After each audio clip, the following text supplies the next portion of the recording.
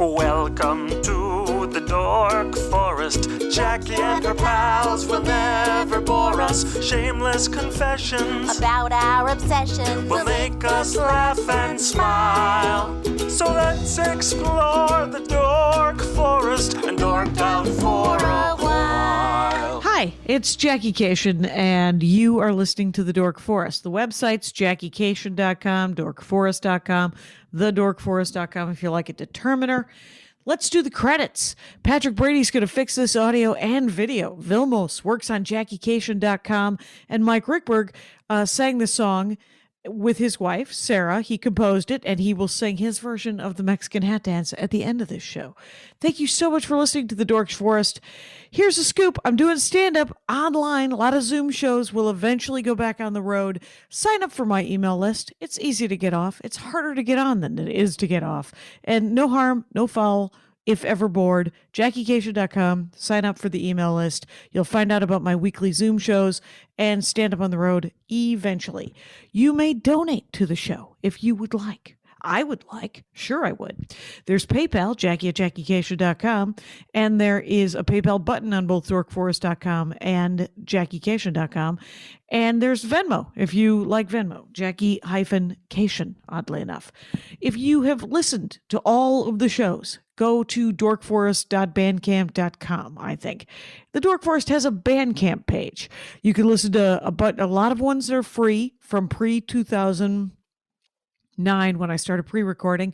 And then there's live episodes that cost me a couple of bucks, so I charge you a couple of bucks. There's also some stand-up. There's a story album that's very exciting there. And other than that, I have a lot of merch in my garage. Feel free to order if you know anybody who doesn't have any CDs or the DVD. And you can follow me everywhere at Jackie Cation. Let's get into the show. Hey, it's Jackie Cation. I'm in my living room. I'm not. I continue to say it. I'm in my, essentially the tiny room, the nice tiny room next to my garage. So I'm in my garage, you guys.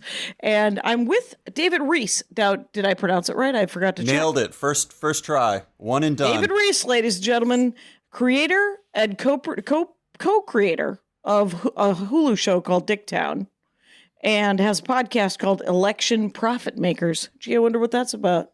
You guys, David Rees is in the Dork Forest, and it's very exciting. And you have a dorkdom that I've never had before, which is effects pedals. Oh, no one's ever done that before? No, I only know about them because they're for sale in Animal Crossing at the store. What? If you wish to purchase a set of effects pedals, you can. Oh my God. Okay, well that's good. That feels like a moment of cultural breakthrough for effects pedals. I'm excited about that. Do you feel seen? Yeah. Do you feel seen? Yes, they held space for effects pedals in Animal Crossing. I'm very grateful for that. Are they exactly what they sound like? They can do sound effects, but you press a pedal? Well, if you're not familiar with them, I would love, before I tell you what they are, I would love to know what you think they are. Do you have any associations with these devices? No, it sounds like I don't know if it's an electric guitar thing or if it looks like it might be. Looks like it might be. Mm-hmm. Or if it be like a sound effects thing, like you could do any effects from the pedals. Oh, I see. Okay. Your first guess is a little bit closer, although with the advent of digital technology, your second guess is not as far afield as it would have been 40 or 50 years ago. Could have been possible. Could have been. Right? It's possible now to have a pedal that will make just about any sound. So yeah, effects pedals or guitar stomp box effects are little devices that change the tone of your instrument. They're most commonly used with guitar. So like a wah-wah pedal is an iconic effects pedal. Okay. Or a fuzz pedal is an iconic effects pedal. But there are pedals that do all sorts of things. You can add reverb to your guitar. You can add echo to your guitar. You can have the pedal actually slice up your guitar signal and spit it out back at you randomly. You can... So this is electric. This is have they always been like since electric guitars? Like was the first one, was it just sort of interrupting? Is it interrupting what's coming from a guitar going out of the speaker? Yes, they are Now we get to talk about signal chain. This is wonderful. It's already the best podcast I've ever been on. Yes. So the typical use of a stomp box effects pedal is this. You have your guitar, you have a cable running out of your guitar into one or more stomp box effects, and then from there it goes into your amp and is amplified and then fills the rock club with wonderful music, right? Joy. Right. Yes. And if you're a serious stomp box effects person, or if your band or your music requires a lot of effects, you'll have something called a pedal board, which is a huge portable kind of like platform where all your pedals are laid out. You know, because some people will have like up to 10 or 15 or 20 pedals on their pedal board. Okay. If they're going to play something really trippy, maybe they need reverb, and maybe they need reverse delay, and maybe they need, something that simultaneously plays an octave above and below whatever note they're playing. And then maybe they add some fuzz, Right. And is each pedal in the pedal board an effect pedal? Yes. Essentially? Effects pedal is a generic term for these types of devices that change a guitar tone. Got it. But some effects pedals are more extreme than others, right? Right. Some of them really do classify as like sound effects, right? Special sound effects, like really, really trippy stuff. Okay. So you're playing your guitar. Playing the guitar, yep. You want it to have reverb or be fuzzy. Yeah, like let's think of some famous examples of. Do you know the band Heart? I am familiar with the band Heart. Do you know a song by the band Heart that's called Barracuda? Yes. Barracuda has I do. Barracuda has a very distinctive guitar sound. It's kind of a whooshing sound.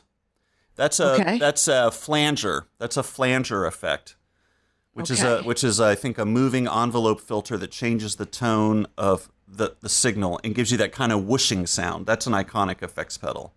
Okay. So if I'm in a Heart cover band and it's time to play Barracuda, maybe I haven't used my flanger pedal yet throughout the night because maybe it hasn't been called for. But when we do Barracuda, we have to nail it, or the bride and the groom at this wedding are going to be really pissed off. So because it has to have that whoosh sound. Yeah, it has to have that iconic whooshing sound. So I tap a button on the effects pedal, which turns on the effects pedal, and now my guitar signal, which is running through that pedal, now has the whooshing sound because the tone has been processed by this little device. So a guitar itself, even an electric guitar. I'm sorry, we're going to have to back up and talk briefly about guitars. You want to talk about what guitars are? Kind of. All right, we can do that. There are two other guitar episodes, Dave Hill and Fred Armisen. Well, Dave Hill, I know, is a big effects pedal guy. Okay. He has pedal company sponsorships that I'm extremely envious of, but we can save that. Does he have pedal? We can save that for the spin-off podcast Dark Forest, where I talk about all my dark resentments of other people who have more pedals than I do. We're going to be talking about pedal sponsorship and what the hell that means later. But let me ask this question first, which is, when a guitar is played and it's acoustic, it's strings over a box, and the box. The guitar sounds like whatever it sounds like because of the strings over the box. That's correct. When an electric guitar, how is this noise being made? You sound like my mom back when I was in high school in the basement. How is this noise being made? So that feels sweeping and judgmental. I'm so sorry. No, it's fine. Electric guitars have pickups.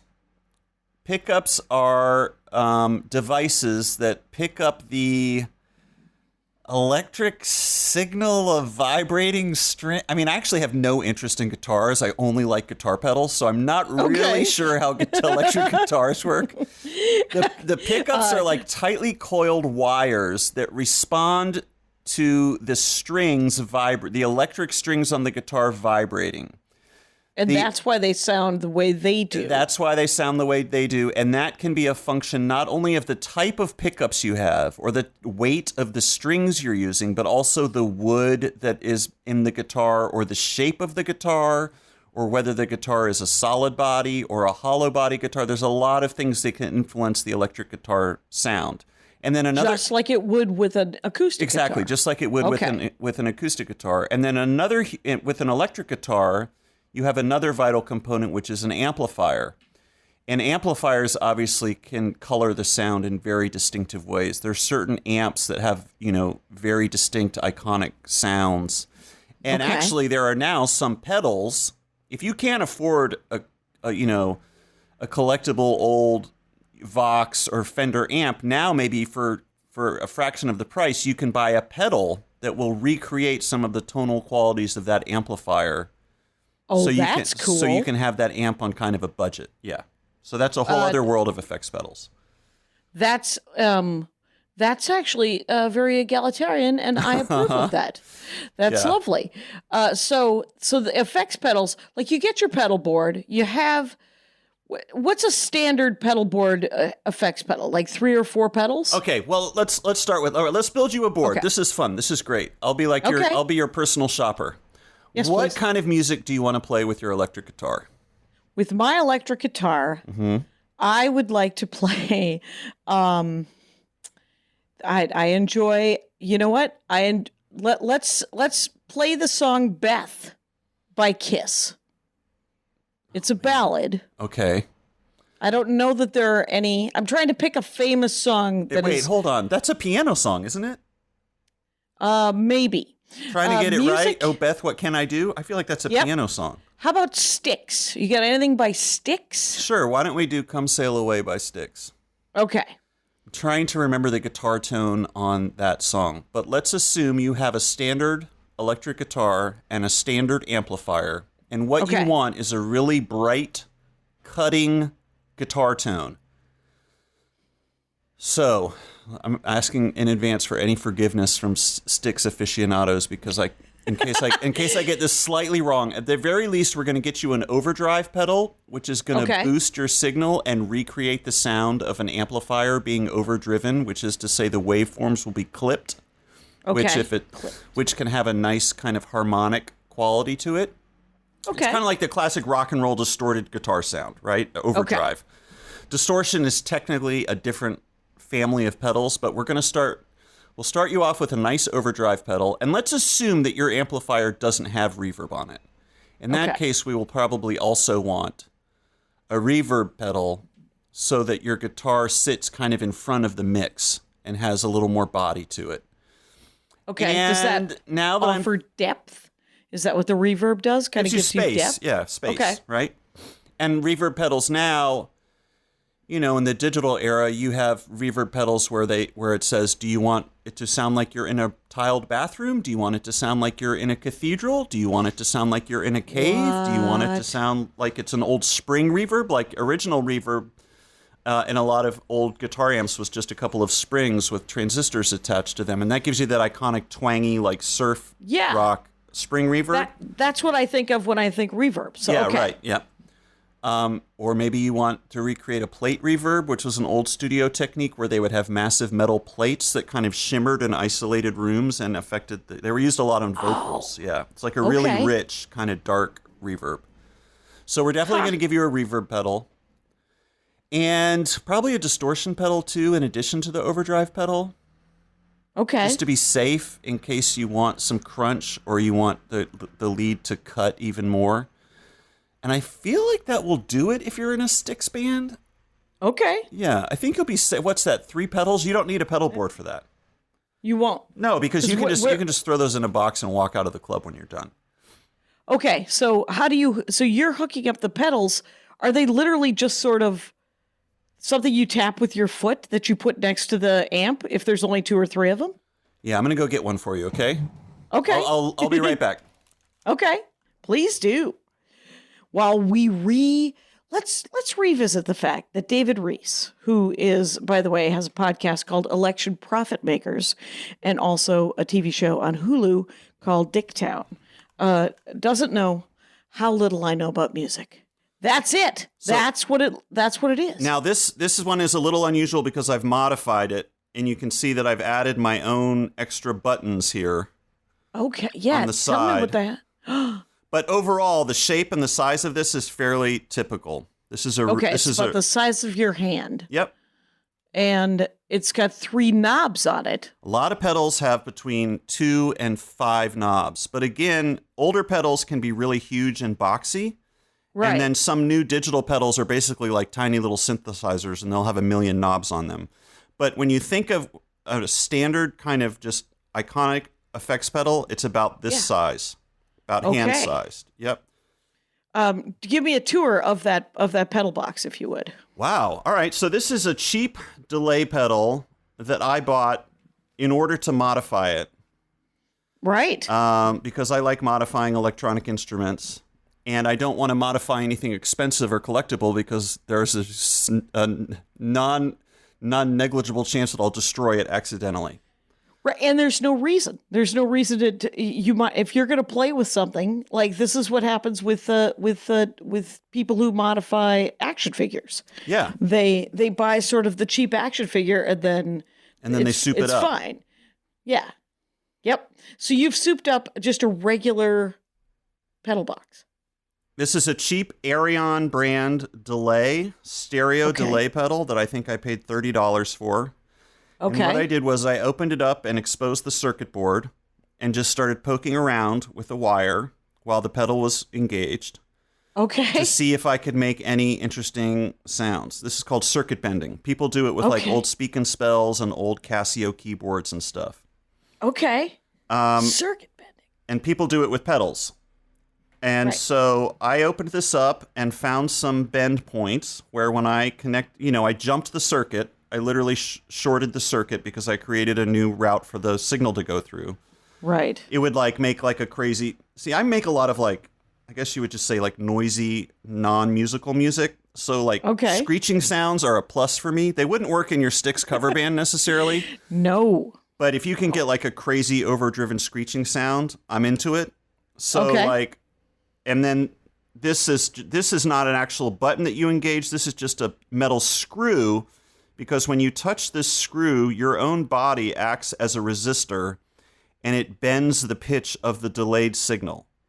Okay. So if your guitar goes dung, and then the pedal goes dung, dung, dung, dung, when you touch this, it'll go dung, dung, dung, dung, like that. It changes the pitch because you've changed the resistance. So that's an example of a pedal. And are the knobs affecting how much gain? Is it gain? Okay, we're burning through this lesson. Gain is relevant on an overdrive pedal. The overdrive pedal that you have, when you adjust the gain, you're adjusting the level of the signal. On this pedal, this is a delay pedal. It does have 3 knobs. One of them is just the mix knob, which is how much of the effect do you actually want to hear. If I turn it all the way counterclockwise, you won't hear any of the effect. If I turn it, let's say, to 12 o'clock noon, you'll hear an even mix of your unaffected guitar and the delay that the pedal's producing. If you turn it all the way up, you'll get nothing but delay. You won't hear your original signal. You'll just hear the repeats. Okay. The second knob here is the depth of the delay, which I think in the case of this pedal... So delay pedals have 2 components. They have what you would call the buffer size, which is how long does the pedal wait before it starts repeating what you're playing. So let's say that the original thing you're going to play is donk donk. If I have my delay pedal very quick, if I have the knob set for a very short delay, it's going to go donk donk donk donk donk. If I have it set for a long delay, it might go donk donk donk donk donk. Oh. Right? You're kind of adjusting the distance that you are from the other mountain on the other side of the canyon before things start flying back at you. Do you know what I mean? I think I just had a tiny epiphany here about what an effects pedal is. Well, I love this. Yeah. So, the tension. Let's build some. Here's what I think. Mike Furman. Furman is a master of the looper, of the looping effects pedal. Is that different? A looper, or is it a version of an effects pedal? A looper is an effects pedal, and they're all different. I have what is probably the simplest looper you can buy, which is made by TC Electronic, which is 1 knob and 1 button, and you can play a musical phrase into it and record it, and then it'll just play it back forever until you stop playing it. Now, what Furman does, the times that I've seen Furman, he's using multiple loops. He's layering loops. It's also what Reggie Watts does. Yes. And those guys have much more sophisticated looper pedals where you can have multiple loops playing simultaneously of different durations. You can turn them on and off independently of each other. Yeah. Wow. But yeah, But they are effects pedals. Absolutely. Yeah, loopers are effects pedals. And we welcome them with open arms. The effect pedal community says yay to you, looper owners and lovers. And honestly, I was thinking about this, over the past year and few months, I bet looper pedals actually had a boost in sales because so many musicians were stuck at home during quarantine and couldn't practice with bandmates. Oh, right. And the great thing about looping pedals is that you can accompany yourself. Let's say you lay down a chord progression on a looping pedal and just keep playing that chord progression over and over again. Now you have a rhythm guitarist who will never mess up, and you can practice your solos over that loop. Okay. Yeah, that makes perfect sense. Okay. So so that's the second button. What's the third knob? Third knob is repeat. And that is, now that let's say that with our second button, we've decided how long the pedal waits before it starts repeating the delay. Mm-hmm. Now the third one tells us how long will that delay continue before it fades out. Okay. Maybe it only does it once and then it disappears. Or you can have it go for so long that it does this thing called self-oscillation, which is when it starts, it's going so long that it starts feeding back on itself and it starts getting louder and louder and louder and builds to this massive noise crescendo. And if you can learn to control that, that's a really dramatic effect. It sounds it. Yeah. So if it's just going to repeat, are you setting it by minute? Are you setting it by beats? Are you setting it? So an old delay pedal like this probably can't repeat for more than a second or so. I mean, a lot of these things are measured in milliseconds. Oh, okay. Now a digital delay pedal, some of those have really super long buffers, and maybe it can sort of remember and start spitting out things that are a couple seconds long, maybe even longer. And looper pedals, like even my cheap looper pedal, I think can hold like 6 or 12 minutes. You can make a 6 or 12 minute loop, before you start playing it back. It really depends on with delay pedals especially. There was a huge jump in flexibility once things transitioned from analog technology to digital technology. And now with digital delays can do things that analog delays could never do. Like they can add harmonics to the delay. They can slice the delay up, like I said, and spit it back to you. That's called a granular delay. Those are very popular right now. Like the electric guitar was invented in the 50s, right? With electricity. Yep. Thomas Edison. Invented. First he made the light bulb, and then he said, now I need Ben Franklin for everybody invented else. Electricity, and then guitars came. No, but I mean, what I'm trying to get is the history of the pedal. Well, this is why this is so fortuitous. There is recently, within the last 2 weeks, we have been so blessed to be alive at the same time as this documentary called The Pedal Movie has just come out. This is the world's most comprehensive and longest documentary about Stompbox effects pedals. Okay. It's almost 2.5 hours long. Wow. And the first third of it is actually a pretty good look into the history of effects pedals. And what's really interesting about the early days of effects pedals in the 50s and 60s is that a lot of these devices were made in order to capture the sound of broken audio equipment. So a musician would go into a studio and the mixing board that they were recording into would have like a broken, capacitor or transistor. Something wasn't working correctly, but it produced like a really cool distorted tone. Okay. And they would say, I want that sound all the time. And they would try to capture that sound in a portable device so that when they were in a live setting, they could recreate it. Okay. So a lot of early effects pedals are actually mimicking malfunctioning equipment, which I think is really cool. That is really cool. Who first started in this documentary? I'm sure you were reminded of who invented the effects pedal or first marketed them. I was reminded, but I can't remember because I was live streaming my commentary. and it all went by in a huge blur as I watched it for the first time. I did that for what platform is the pedal movie on? Is it on Hulu? You can rent it Or on your TV iTunes. show? You can rent it on iTunes, or you can rent it on Google. I think Google Play. Okay. Yeah. It's extremely dorky. I just want to say there's no need to warn anyone listening to this program. Right? Yeah. It's extremely. They're going to run out. There's a whole section on the use of online message boards in the mid '90s to spur pedal innovations, and even I was like, "Does this really need to be in this documentary?" Just static shots of people scrolling through Usenet groups. It's pretty incredible, I have to say. But yeah. And yet you enjoyed every moment of it. I enjoyed most moments of it, yeah. I was feeling a little lightheaded by the end of it.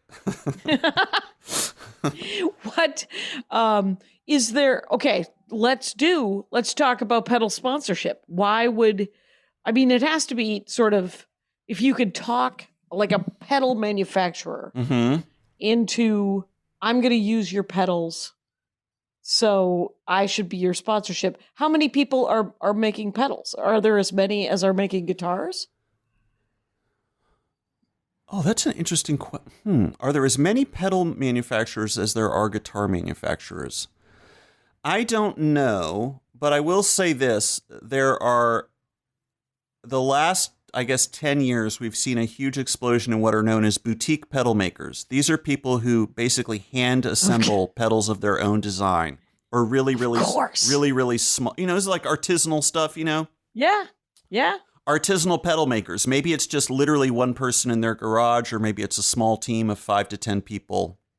They're going back to the land. They're going back to the land, exactly. I mean, we have these famous pedals that are mass-produced by companies like Boss and Ibanez, and those two manufacturers especially have made some of the most iconic and widely used pedals. But in addition to that, we now have these more experimental, high-end boutique pedal makers, and that has really exploded in relatively recently. And then we have pedal makers that kind of, in my mind, straddle the line between mass production and boutique. So like Earthquaker Devices is a pedal maker from Akron, Ohio. And Dave Hill is always on Instagram showing off some new Earthquaker Devices pedal that he probably got for free because he's a really good guitar player and is a good brand ambassador. And I'm sitting at home in my sweatpants with all my jankety-ass home modified pedals, just wishing I could get a taste of that Earthquaker pedal. So there's a little, but then again, like, Dave can play guitar. I can't really play guitar, I'm just kind of more into the pedals as the source of the sound rather than modifying a well-played guitar. Do you know what I mean? You would be perfect sponsorship because you are a pedal player. That is your sound. That's my pitch. That is your music. That's my pitch. And your pitch. Absolutely. Yes. Yeah, that's what I should get into. Self-marketing as a pedal player. It's now the iconic pedals that you just mentioned. Mm-hmm. How is that defined? Are they the sort of the reverb, the distortion, the fuzzy? Well, let's talk about some very specific models of pedals and why they are so famous. Yes, please.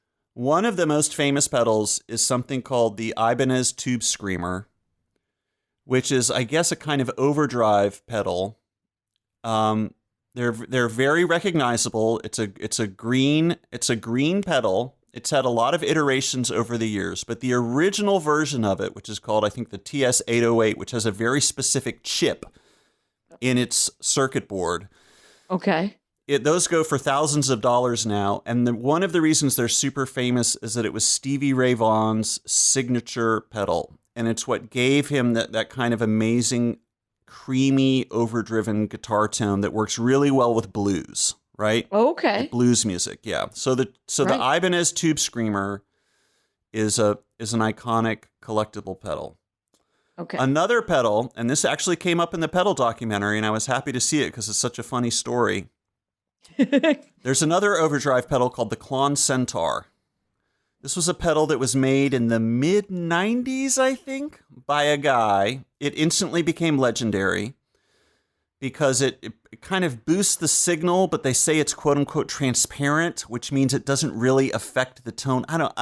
This is not the type of pedal I'm into because it's a little too subtle for me. This is like a pedal for a musician. Okay. And I'm more of just like a bleep bloop scrock guy. You're a pedal guy. Right. But It's all about the pedal. But this Clone Centaur, these now go for like $5,000 to $8,000 on the secondhand market. And what? And they're the same size as the one that no, this is they're bigger. They're boxier. They're bigger. Yep. Okay. And this pedal it took a long time for people to figure out how to recreate this pedal because the manufacturer, it was just one guy. I think his name is Don something. I can't remember. I know all the pedal heads are screaming at me right now. Yeah, the Clone Centaur. He did. I want his name to be Clone Centaur. He did something called, he gooped it, which means that in order to obscure his trade secrets, he covered the circuit board and all the components in a kind of black goo so that you couldn't look at the board and be like, okay, I know it's that brand transistor running into this type of chip, and then there's also this type of capacitor. I can recreate this on my own. I'll just buy the parts and assemble it myself. It's like Coke's secret recipe. Yes, he literally covered it. He painted over it. Yeah, exactly. That's another super iconic collectible pedal now. First of all, that's genius because you took yours apart. If you know what all those components look like, you should be able to duplicate that sound. So right, and there's a whole other sidebar about pedals that we haven't even gotten into, which is called Build Your Own Clone, and this is where let's say that you can't afford a real tube screamer, but online you have found a schematic for a circuit board and a list of components that should get you close enough. So you either buy those components individually from electronics parts stores, or, there's a website that is literally called Build Your Own Clone. They send you everything. They send you all the components in a bag. They send you the circuit board. They send you the box with all the holes drilled. They send you the knobs. Then they send you the instructions, and you just put it all together and solder it together yourself, and then you have what's known as a clone. So let's say I built an Ibanez tube screamer clone. Right. And maybe I built it for, half or a fraction of the cost of if I had actually bought a tube screamer. Right, because a tube screener itself is... When you told me that the one that you had modded was $30, yeah, I knew that we're talking about things that can be relatively expensive. This is not a super cheap hobby, playing an electric guitar and having pedals. And right. This is a commitment. Most pedals are still cheaper than most electric guitars and most amplifiers. Mm-hmm. Collectible pedals can run thousands of dollars, and even some of these new boutique pedal makers will charge between like $300 and $500 for a new pedal. Okay, so I've never paid that much. That just feels like too much money to spend on a pedal. I don't know. Right. Like $500. Like, I don't know. $500. But what about the sound that you would get out of it? Would it be worth $500? I mean, this is what I deal with, right? Because if I was a working guitarist, yes, and with a high level of musicality and a very, very, very specific idea for the tone that I wanted, mm-hmm. then it makes sense as an investment. But I'm a guy who's just making really abrasive noises and sounds. And I kind of you don't need a specific sound? It's kind of like, let me buy this old piece of shit and see what it sounds like. That's kind of my attitude towards all this stuff, like. I love that. Yeah. That's. I've always just been attracted to kind of like cheap. I don't know if I'm buying stuff. That album, but I definitely love that. I'll tell you what, go to my Bandcamp. I have an album up there, and you will hear davidreesrecords.bandcamp.com. I made a concept album about quarantine called You Ain't Going Nowhere. And you'll hear all my cheap Casio keyboards and modified effects pedals and broken drum machines and stuff. And it's just David Rees Records? davidreesrecords.bandcamp.com. Yep. Sure.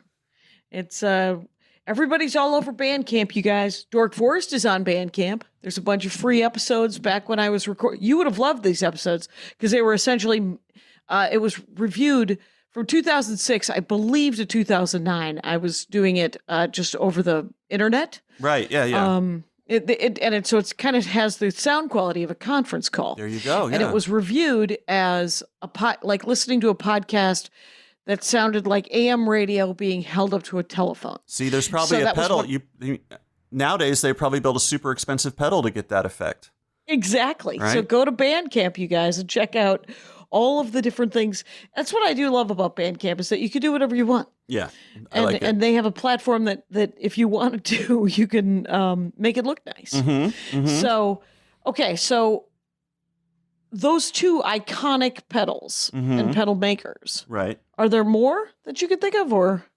Yeah, I mean, the Mxr Phaser. We have to give a shout out to the classic Mxr Phaser, Yes, which please. I think was made famous. I think that's the one that Eddie Van Halen used on Eruption. Okay. The Crybaby Wah-Wah, of course. The Wah-Wah pedal just generically is an iconic sound. There's a lot of... Wait, what is that? What is that stick that's on a? I know it's a not called theremin? that. It's when you play the guitar. Sometimes there's like a little handle. Oh, right. That's a whammy bar. Okay, and that is different. That is not a pedal at all. Where you are not using your feet. Interesting. Not technically a pedal, although it does affect the guitar tone because what it does is it. Let me see if I can get this right. It adjusts. It's a whammy bar. It bends the bridge of the guitar, which shortens the length. It shortens the length of the strings, and it slackens the tension of the strings, so that when you bend the bar, the notes dip.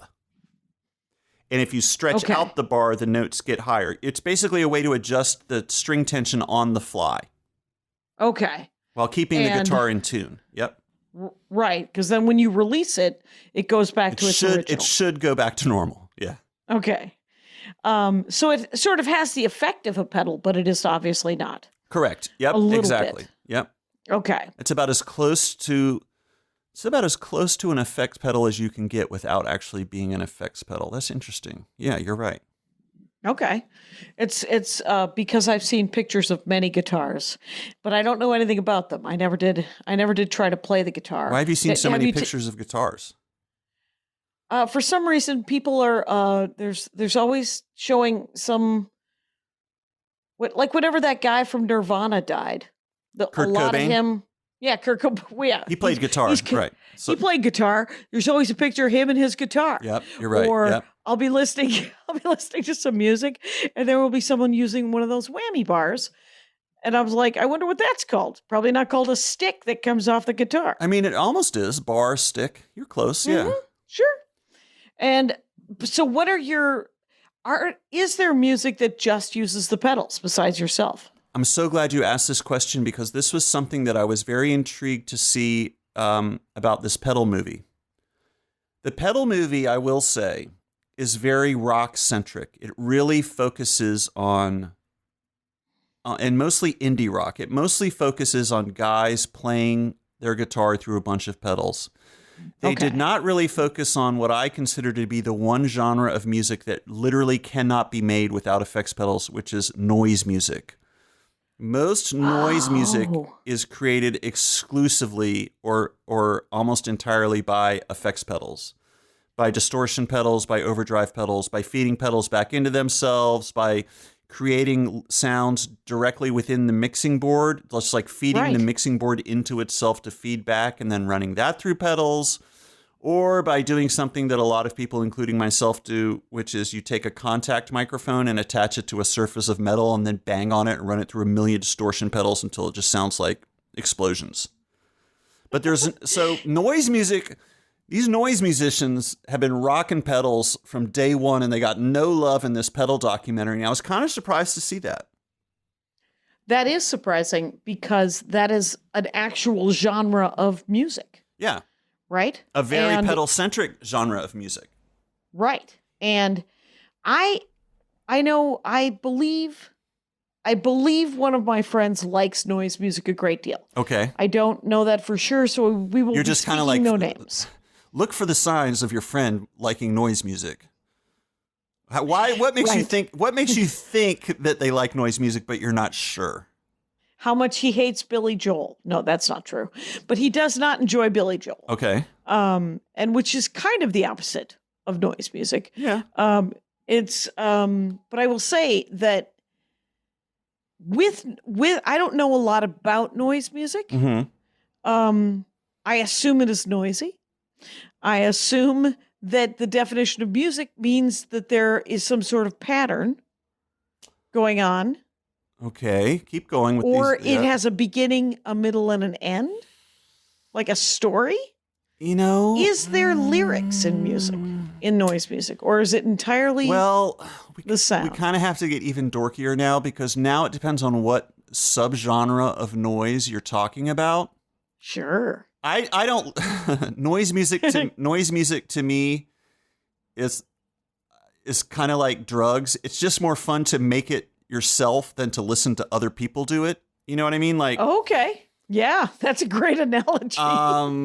But let's take an iconic noise music album. This is like, if you just want to talk about noise music, there's an album by a Japanese artist named Mxr. He's extremely prolific. He's made hundreds of albums over the years. He made this album called Pulse Demon. This is probably one of the most famous albums of noise music. Okay. Pulse Demon is extremely abrasive electronic sounds. Okay. And one of the reasons that this album is so infamous is that when they went to go master the album, right, they were done recording it, they were done mixing it, and now it was time to take it to the master, which is when they do like the final EQ touches and sequence everything, and then it gets, burnt onto a compact disc or turned into a record. Right. The legend is that when they went to the mastering facility, they told the mastering facility to make the level higher than you're supposed to. What this means is that if you have a iTunes shuffle going and you're listening to music and Pulse Demon comes on, it's incredibly loud. It's painfully loud relative to what you were just listening to. And I've learned this the hard way with headphones on a walk. And so you really have to be careful with this record because like a lot of noise music, it's extremely aggressive and it has this element of danger to it, right? Well, in that case, there's definitely danger to your eardrums. Absolutely. Yeah, my tinnitus is so fucking annoying right now. Yeah. So, but tinnitus might actually add to the vibe. Well, totally, because what is tinnitus? Tinnitus is kind of an abrasive, obnoxious ringing in your ears. It's like effects pedal. You listen to enough noise music, eventually your brain will just start producing it again, and you can cut out the middleman and just listen to these drones. So, if the pedal movie is leaning towards rock and essentially the use of effects pedals in sort of a lyrical narrative, right? Right. But noise music just uses it to create different sounds that is then called music. Yeah. I am slightly fascinated by how aggressive noise music is and what its purpose in releasing it. Like, because what you just said about how it's got to be more fun to just do it, it's sort of like working out, or it's a thing where we have to keep in mind that we're speaking about a genre of music or sound art that does have a lot of different subgenres. There is some noise music that kind of gets, that blurs the line with like minimalism or drone music, right? And some noise music can be so thick and rich sonically that it is kind of relaxing. It's like a sound bath, right? Not all noise music is deliberately aggressive and provocative and kind of sonically violent. But that is kind of the when I think of noise music, tell me if this describes your friend. When I think of noise music, I think of a guy bent over a card table in a basement with a bunch of pedals. He's turning knobs and it's really super loud. And he's just hunched over this table for like 45 minutes going crazy, turning the knobs on and just creating like a total obnoxious squall of sound. Does that sound like something your friend would be into? Maybe. Yeah. Maybe. He is an artist and he is, I think has... I think everyone has unresolved rage. But I think his unresolved rage comes out in that music and helps. Yeah, he might be a noise artist. He might be. If you have unresolved rage and a bunch of weird pedals, you might be a noise artist. He doesn't have it. I don't think he makes noise music. Oh, he literally listens to it. Yeah, so he's the rarest person on earth. which is someone who who listens to noise music but doesn't make noise music. Yes. He might be the only person out there who fits that category. He might be keeping an industry alive. Right, totally. 'Cause I think the opposite is much more common, which is someone who makes noise music but doesn't listen to noise music. I wonder about the hangout, with the, like, do you have friends? Let's get back to pedals in the way that, do you sit around and talk about, like, this is a beautiful experience for you, an hour to talk about pedal effects, This is a beautiful experience. It's what I'm trying to do with the Dork Forest, is to make this. Oh, I'm in this forest. I'm definitely in this forest. Tweet, tweet, tweet, tweet. And so are there people that you could talk to about the pedals beside, like, if you and Dave Hill got together, Yeah. or Fred Armisen, would there be pedal talk?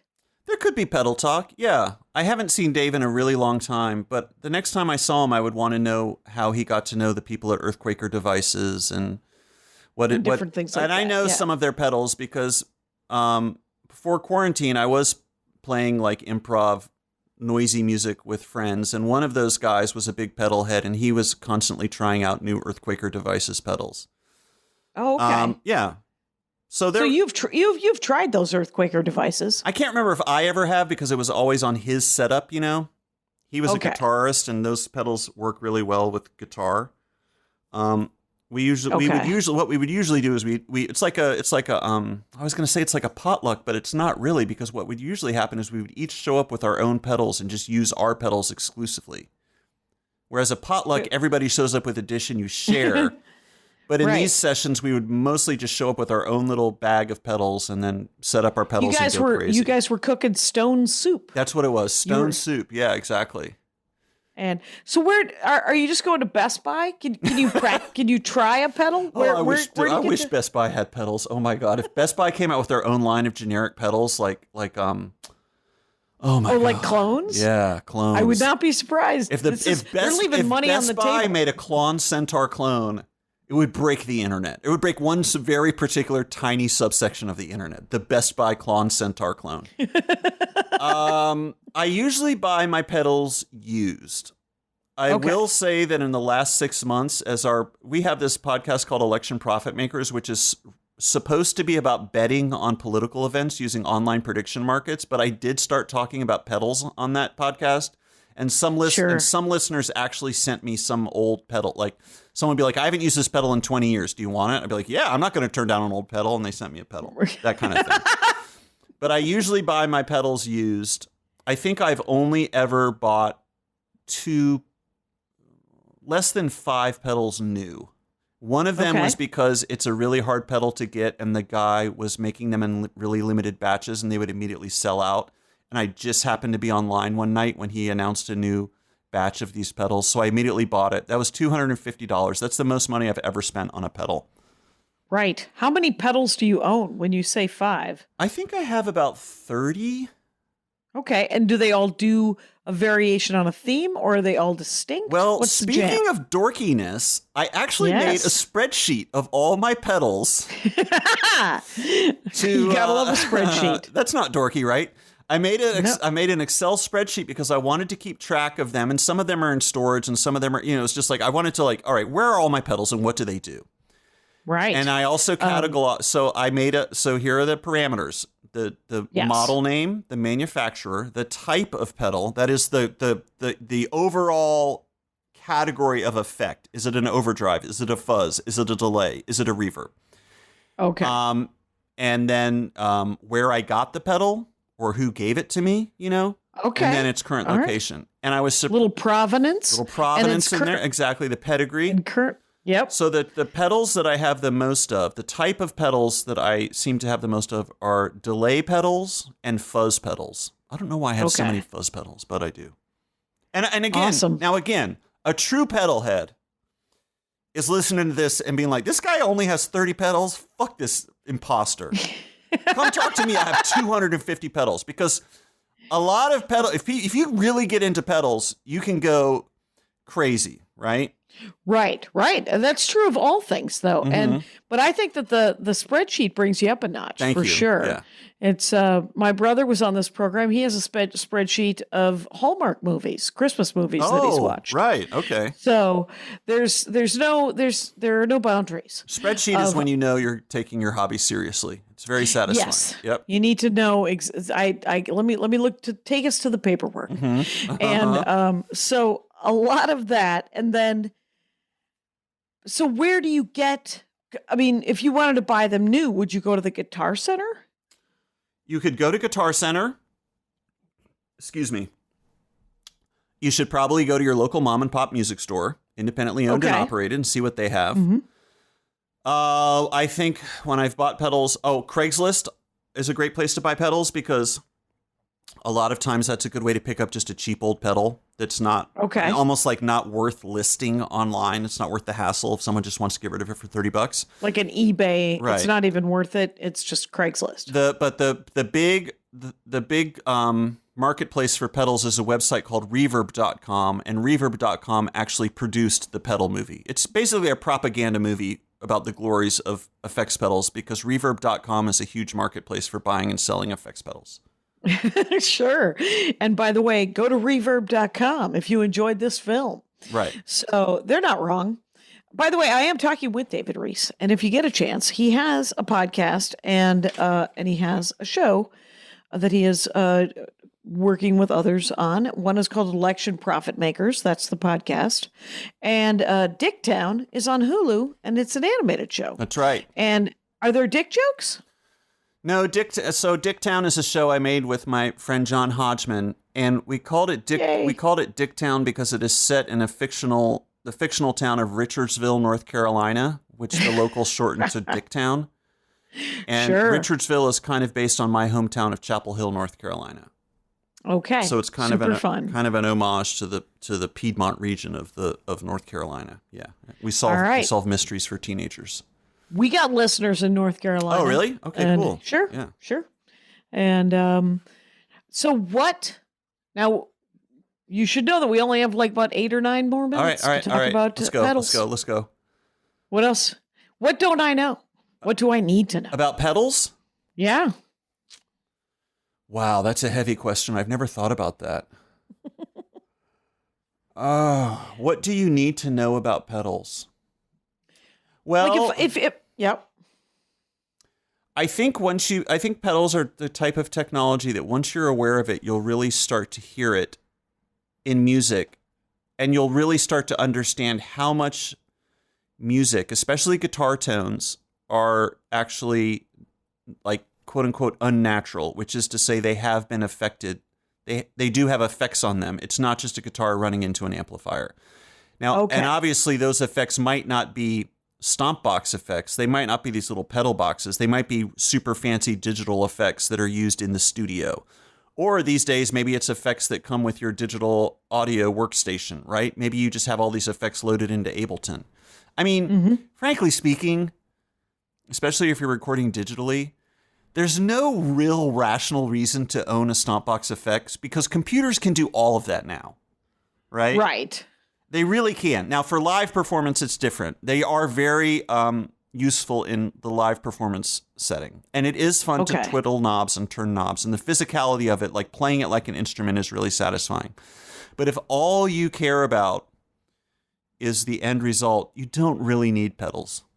Right. Which I think is I mean, that might be a different way of making music then. Yeah. You know, like if you're doing all of your stuff in... Is the name of the one-man band I'm thinking Badly Drawn Boy?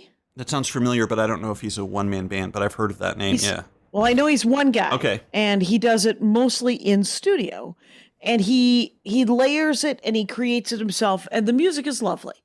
But I think that the effects, I don't know if the effects are with the pedals or if they are done digitally where he can get exactly what he wants. Yeah. But a live experience, like what is the...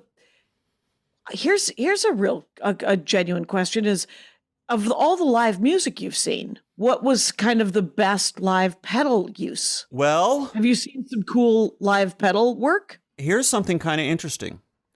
So like I mentioned, a big component of noise music is pedals, and another big component of noise music are contact microphones or piezo microphones. These are microphones that are just metallic discs.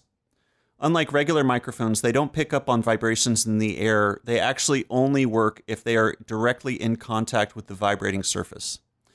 And noise artists love these things because you can tape one to a piece of sheet metal or to an iron bar and start wailing on it and then run it through a bunch of effects pedals. You get some crazy sounds. Yep. So I wanted to write an essay about the joys of contact microphones for the New York Times. And so as part of my research, I went to a live noise show by a sort of infamous noise artist named, I'm blanking on his name. Lucas Abela. Okay. Let me check that. Hold on. Can you check? Don't want to get this names wrong. This guy's name. Right. So the commitment to accuracy right? is rarely found here in the Dork Forest, and we appreciate it. This has been a small, tiny ad. Right. Okay. So his stage name is Justice Yeldum. Okay. So he's Yeldum. He's Australian. He plays.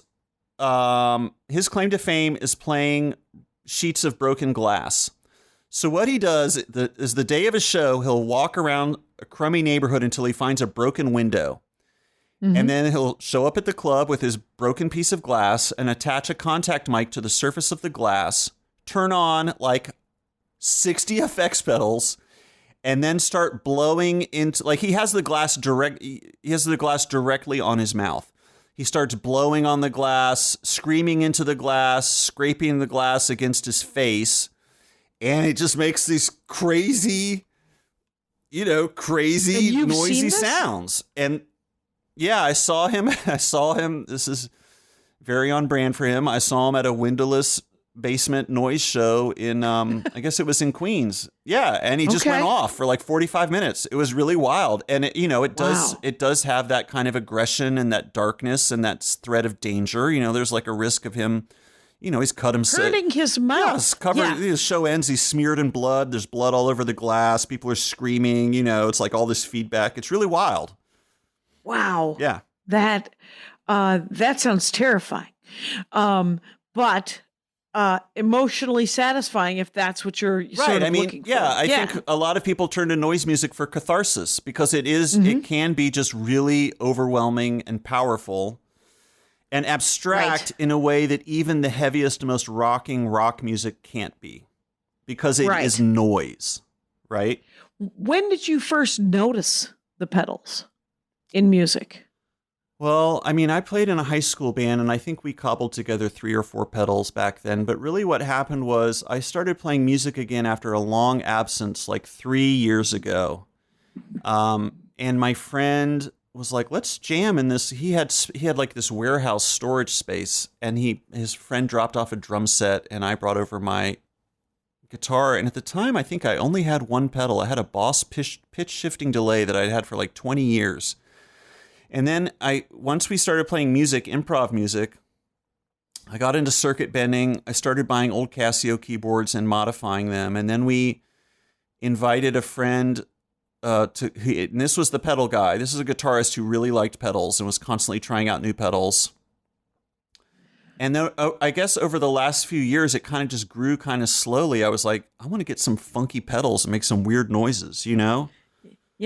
And then you just go down a rabbit hole, and then it's like Friday. You're spending your Friday night like watching a 45-minute YouTube video about how to correctly use some new granular delay pedal you bought, and then you realize you've just turned into a total fucking loser.